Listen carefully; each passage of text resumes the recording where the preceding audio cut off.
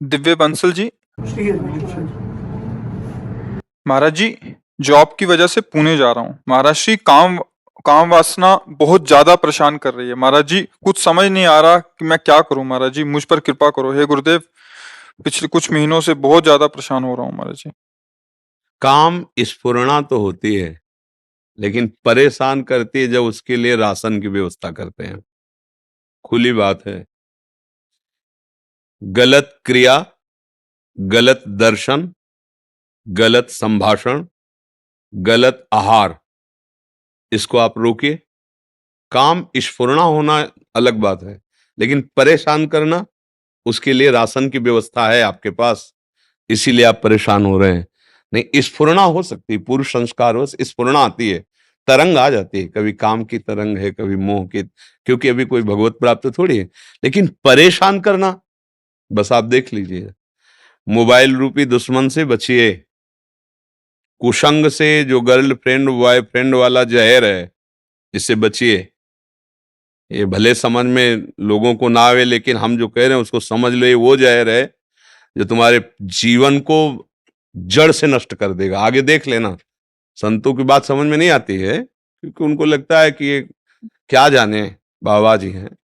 लेकिन जैसे आंख वाले को दूर का रास्ता दिखाई देता है, पता है आगे कुआं है, गिरेगा जाके। तुम्हें लग रहा है बहुत सुंदर मार्ग है, हमें दिखाई दे रहा है कुआं है, गिरोगे जाके। जो धर्म का नाश कर दे, जो हमारे अंदर वृत्तियों को भ्रष्ट कर दे, जो हमें विषयों का गुलाम बना दे, उसका जीवन मंगलमय हो सकता है? कैसे हो सकता है? मोबाइल में गंदे चित्र देखना, गंदे बच्चों का संग करना, गंदे व्यसन, आहार, गंदी बातें करना, अगर ये बंद कर दो तो हम ये जरूर मानते हैं कि काम की स्फुरणा होती है। स्फुरणा होती है, थोड़ी देर फिर शांत हो जाएगी।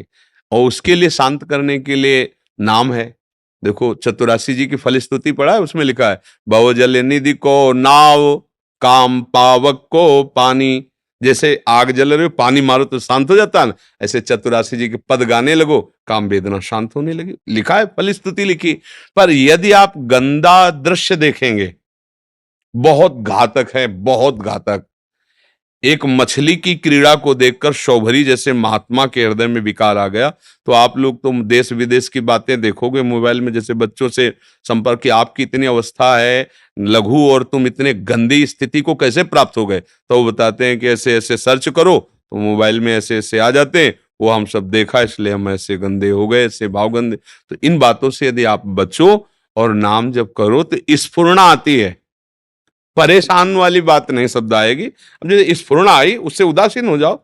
अब उसको आहार दोगे, गलत चिंतन करोगे, गलत दृश्य करोगे, गलत क्रिया, फिर तो वो तो फिर आग ही है, कामाग्नि है, वो भस्म कर देगी, वो जलाएगी, आपको भ्रष्ट करेगी।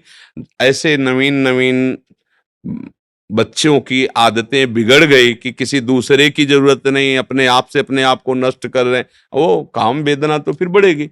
अगर आप ऐसे दोषों का कहीं भी किसी भी तरह संग करते तो छोड़ दीजिए, तो ये प्रश्न खत्म हो जाएगा। परेशान करना, स्फुरना होना होता है। जब तक भगवत प्राप्ति नहीं होती, तब तक ये वासनाएं स्फुरित होती रहती हैं।